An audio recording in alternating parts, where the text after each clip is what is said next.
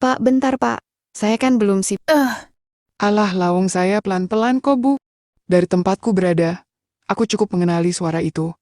Suara yang kuyakini adalah suara Susi istriku dan bosnya Pak Baiding. Wah, kok cuma Pak Baiding saja toh, Bu? Saya kan juga.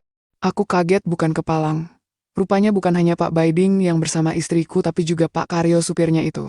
Ingin aku menegur mereka, tapi rasa kantuk membuatku berat untuk beranjak dari tidurku.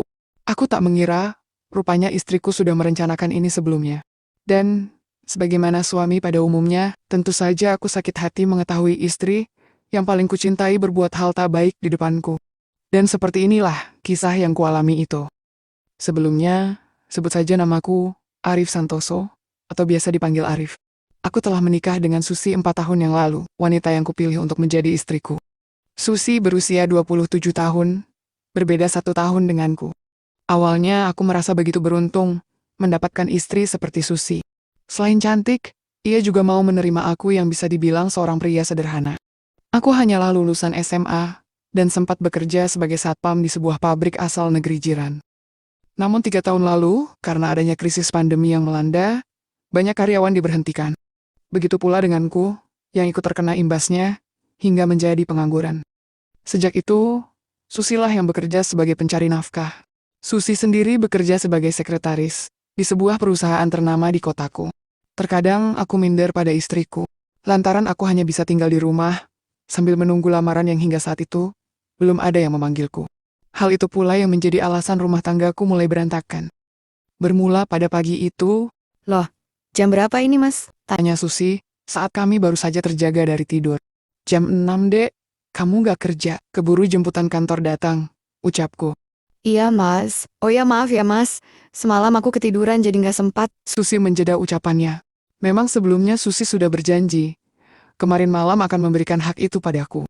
Tapi berhubung ia ketiduran, dan aku tak ingin mengganggu istirahatnya, maka terpaksa aku harus menahan keinginan itu.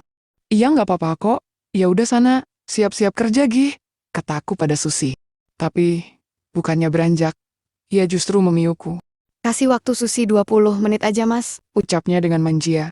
Seketika itu, jantungku berdegup dengan cepat. Maksud kamu? Bukannya menjawab, Susi justru menatapku seolah memberi kode sunyi, sebelum akhirnya ia memberi sambutan di wiwirku. Tak hanya itu saja, jemawi Susi juga hijrah pada perahu layarku yang semula diam menjadi hormat. Tanpa kukira, rupanya pagi itu Susi memberikan kebaikan itu padaku. Sungguh pagi itu menjadi pagi yang sangat berkesan. Awalnya memang ada sedikit kecewa, karena semalam tak mendapatkannya. Tapi kekecewaan itu terbayar, setelah ia memberikan kebaikan itu padaku. Perahu pun melaju pada pelabuhan itu. Bahkan ceramah Syahdu Susi menjadi penyemangat untukku. Hingga kira-kira beberapa menit berlalu, baik aku dan Susi tiba pada tujuan indah itu. Untuk sejenak kami terdiam dalam keadaan yang berantakan. Sesekali aku menoleh ke arah Susi yang masih rewahan di sampingku. Tapi mendadak, mataku menangkap sesuatu yang janggal saat itu. Tepatnya pada leher Susi yang terdapat noda merah, seperti gigitan serangga, yang jelas-jelas bukan aku yang membuatnya. Di saat aku ingin menanyakan hal itu, mendadak Susi lebih dulu beranjak ke kamar mandi meninggalkanku. Secara bersamaan pula, kutoleh jam dinding yang sudah menunjukkan hampir pukul 7. Akhirnya ku abaikan kejanggalan itu, lalu bergegas menuju dapur untuk menyiapkan sarapan untuk istriku. Beberapa menit berlalu, masakanku pun selesai. Kulihat juga Susi sudah selesai dengan urusan mandi dan dandannya. Makan dulu dek, sebelum Pak Karyo datang, kataku memintanya untuk makan. Pak Karyo merupakan supir yang ditugaskan oleh Pak Baiding pimpinan kantor untuk menjemput istriku. Awalnya aku menyarankan agar Susi berangkat sendiri. Tapi, setelah kupikir lagi, kami hanya punya sebuah motor yang kadang kugunakan untuk keperluan sehari-hari. Akhirnya mau tak mau aku menyetujui jika Susi diantar jemput setiap pagi. Setelah Susi selesai makan, tak lama kemudian terdengar suara klakson mobil di depan rumah sederhana kami. Kulihat seorang pria berusia 50-an menunggu istriku di mobilnya itu. Aku lantas melangkah menghampiri mobil tersebut, sekedar basa-basi dengan Pak Karyo. Hei, Pak Arif, Ibu Susinya udah siap berangkat? Tanya Pak Karyo ketika aku menghampirinya. Udah kok Pak, bentar lagi ke sini, jawabku. Tapi tanpa aku sadari, rupanya Susi sudah berada di sampingku. Ia sudah membawa tasnya sambil tersenyum pada si sopir itu. Dapat kulihat tatapan Pak Karyo sedikit berbeda pada istriku. Entah apa maksudnya, tapi yang pasti, aku cukup risih melihatnya. Hak. Aku pura-pura batuk untuk menegurnya. Iya, ayo Bu, keburu terlambat, ajak Pak Karyo pada istriku. Setelah berpamitan, aku kembali ke dalam rumah lebih dulu. Mengambil sapu, berniat untuk membersihkan teras depan rumahku. Tapi hingga aku kembali ke ruang tamu dengan membawa sapu, nampak mobil yang membawa istriku itu masih tak kunjung pergi. Jendelanya memang sudah tertutup. Tapi yang membuatku kaget, sesekali mobil tersebut keyak-keyak seperti ada gempa yang terjadi. Merasa ada yang janggal, aku pun segera menghampiri mobil itu. Tapi beberapa langkah aku mendekat. Mendadak jendela mobil itu kembali terbuka. Tampak istriku dan Pak Karyo tersenyum canggung padaku. Kok belum berangkat, Pak? Tanyaku basa-basi. Iya, ini mobilnya tadi mogok, Pak, kata Pak Karyo gugup lalu buru-buru menyalakan mesin mobilnya. Setelah menyala, tanpa berpamitan mobil itu pun melaju cepat meninggalkan rumahku. Jujur, aku masih merasa heran. Apalagi melihat mobil tadi yang geyak-geyak seperti gempa itu. Tapi, sebisa mungkin, kuabaikan perasaan janggal itu. Dan berpikir, tak mungkin juga rasanya istriku ada apa-apa dengan sopir itu. Singkatnya, 2 hari kemudian, aku tak lagi menemukan kejanggalan di mobil yang membawa istriku itu.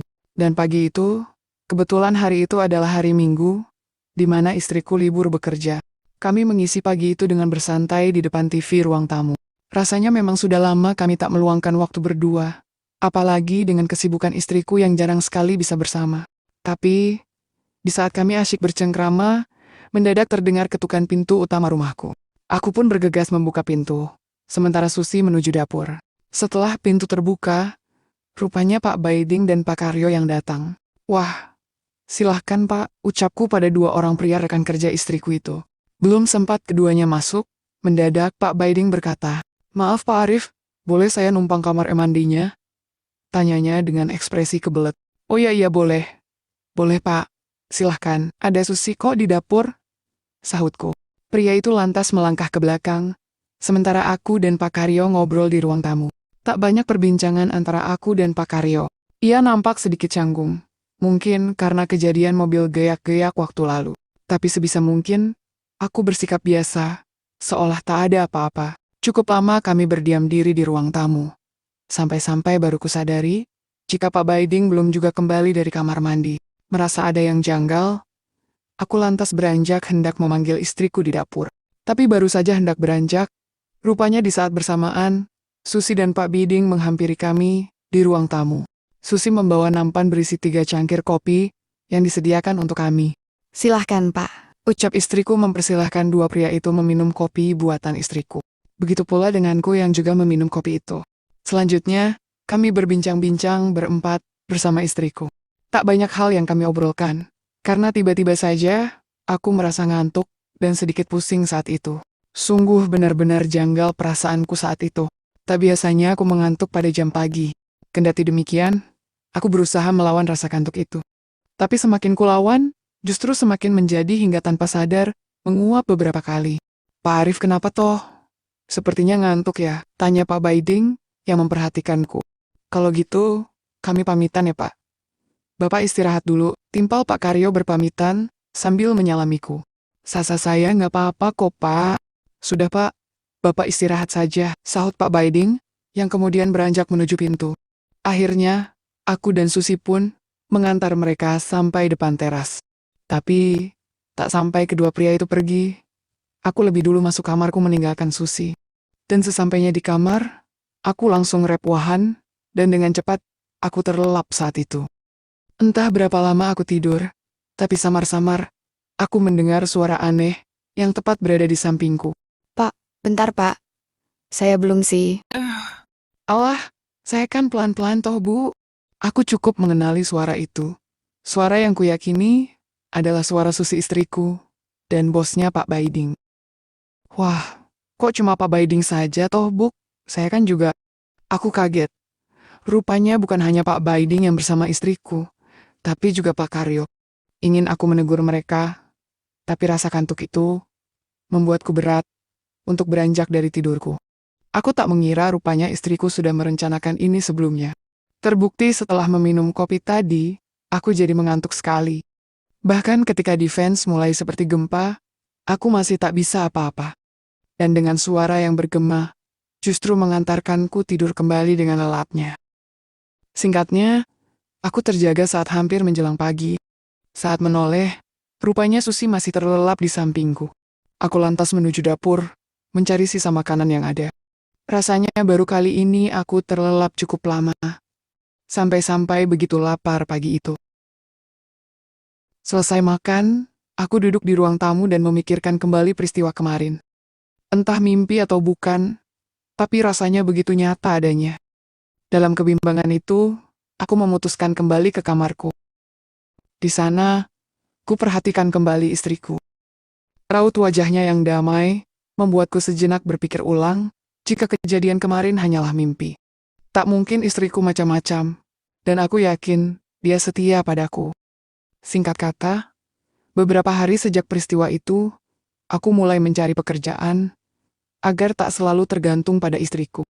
Tepatnya 2 hari kemudian, sejak pagi aku meninggalkan rumah, melamar pekerjaan ke sana kemari, dari satu pabrik ke pabrik lainnya, tapi tak ada satupun yang menerimaku. Maklum saja, aku yang hanya tamatan SMA, memang sulit mencari kerjaan sesuai kriteriaku. Dan hingga waktu sudah menunjukkan angka 2 siang, akhirnya kuputuskan untuk pulang, dan mungkin esok akan melamar kerjaan lagi. Tapi pada saat aku berhenti di lampu merah, tak sengaja kulihat mobil Pak Karyo yang biasa antar jemput istriku. Mobil itu juga berhenti agak jauh, dan sekilas dari jendela, ada juga Susi istriku di dalamnya. Mau kemana dia? Bukankah ini sudah waktunya jam pulang kantor? Gumamku dalam hati. Pikiranku mulai kalut. Banyak pikiran negatif, bercampur curiga saat itu. Aku terus mengikuti kemana mobil itu melaju. Tapi di saat hampir dekat, mobil itu justru berbelok arah dan berhenti di sebuah rumah sederhana yang sedikit jauh dari jalanan kota. Sampai tak lama kemudian, tampak 2 orang pria yang tak asing turun bersama istriku menuju rumah tersebut. Ya, 2 pria itu tak lain adalah Pak Karyo dan Pak Baiding, supir dan bos dari Susi istriku. Bayangan akan kejadian waktu lalu kembali hadir di benakku. Meski kemarin sempat berpikir jika itu hanyalah mimpi, tapi saat itu, entah mengapa aku yakin jika mereka memang ada apa-apa. Rasa penasaran membawaku melangkah mendekati rumah itu. Aku berjalan pelan, melewati samping rumah, yang rupanya terbuat dari anyaman bambu. Terdapat celah kecil yang membuatku bisa mendengar samar-samar percakapan ketiganya. Kok cuma diperhatikan aja sih, Bu? Sat-set dong, terdengar suara Pak Baiding bos istriku. Saya juga dong, Bu, timpal Pak Karyo kemudian. Sebentar Pak, biar Pak Baiding selesai dulu. Aku kaget bukan kepalang mendengar ucapan istriku. Ucapan yang membuatku yakin jika kejadian kemarin bukanlah mimpi. Rupanya mereka sudah merencanakannya. Aku yang makin penasaran, lantas mencari celah guna memantau rapat paripurna itu. Dan sungguh, aku dibuat tak percaya.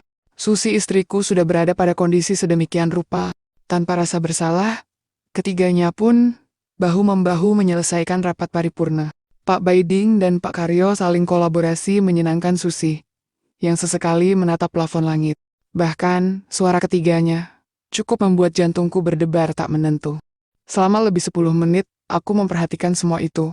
Tapi anehnya, keinginanku ikut timbul. Bahkan perahuku mendadak hormat, merespon fenomena baik tersebut. Entahlah, aku juga tak mengerti dengan diriku. Aku sudah dihianati, tapi aku malah melatih jimawiku sambil memperhatikan kebaikan itu. Secara singkat lebih dulu ku selesaikan urusanku. Dan sebelum mereka menyudahi semuanya, ku sempatkan untuk mengabadikannya dengan ponselku. Mungkin hal itu berguna dan bisa menjadi bukti suatu saat nanti. Setelahnya, aku berlari mengambil motor dan segera melaju menuju rumah. Selama di jalan, aku menangis dengan kenyataan itu. Rupanya selama ini, aku salah menilai istriku. Dan ketika aku sampai di depan rumah, bersamaan dengan itu pula ponselku berdering. Emosiku semakin menjadi ketika kulihat di layar kaca ponsel tertera nama istriku. Halo, ada apa, Dek? Kamu di mana Mas? Terdengar suara istriku sedikit aneh. Aku mengira Ia pasti masih melanjutkan rapat paripurna itu. Di rumah, Dek. Oh, aku kira, kamu di mana, Mas? Kenapa suaramu aneh gitu, Dek? Tanyaku menguji kejujurannya. Gak apa-apa kok, Mas. Ya udah. Ih, aku masih meeting. Mungkin aku nggak pulang hari ini. Tapi, Dek, tadi aku ketemu Kak. Belum sempat aku menjawab. Susi lebih dulu menutup panggilan itu. Dan singkatnya, malam hari hingga menjelang pagi, kulalui waktu itu dengan pikiran tak menentu. Beberapa kali ku coba menelpon istriku, tapi tak ada jawaban. Banyak pertanyaan berkecamuk di benakku. Belum lagi bayangan-bayangan tadi selalu berputar-putar di otakku. Sampai pada pagi harinya, tepat jam 10, aku yang sedang menyapu teras rumah, mendengar klakson mobil yang berhenti di depan rumahku. Rupanya Susi datang dengan diantar Pak Karyo. Setelah menyalamiku, Susi bergegas menuju kamar. Sementara Pak Karyo ku persilahkan duduk di ruang tamu. Saat itu, aku berusaha bersikap biasa. Hanya saja kami tak banyak bicara. Dan, entah karena sungkan atau apa, Pak Karyo buru-buru berpamitan pulang. Setelah menutup pintu, kutemui istriku di kamar. Aku duduk di tepi divan, sementara Susi di depan meja riasnya. Sekilas kuperhatikan, ada beberapa tanda mewah di leher yang kuyakini karya cipta Pak Karyo dan Pak Biding bosnya. Gimana meetingnya, Dek? Tanyaku basa-basi. Seru, Mas. Sepertinya besok aku akan meeting lagi selama 3 hari. Katanya sambil menoleh ke arahku. Sontak aku kaget. Rupanya Susi belum senang dengan ulah kebaikannya kemarin. Dan saat itulah aku mulai berpikir, mungkin sudah saatnya aku mengakhiri pernikahan kami. Susi tak mungkin berubah menjadi dulu lagi. Dan aku juga tak bisa memaksanya untuk menjadi yang kuinginkan lagi. Untuk sementara, aku lebih baik menunggu waktu yang tepat. Biarlah rasa kecewa ini kusimpan untuk sementara waktu. Sampai tiba di waktu yang kurasa tepat, aku akan berpisah dari istriku itu.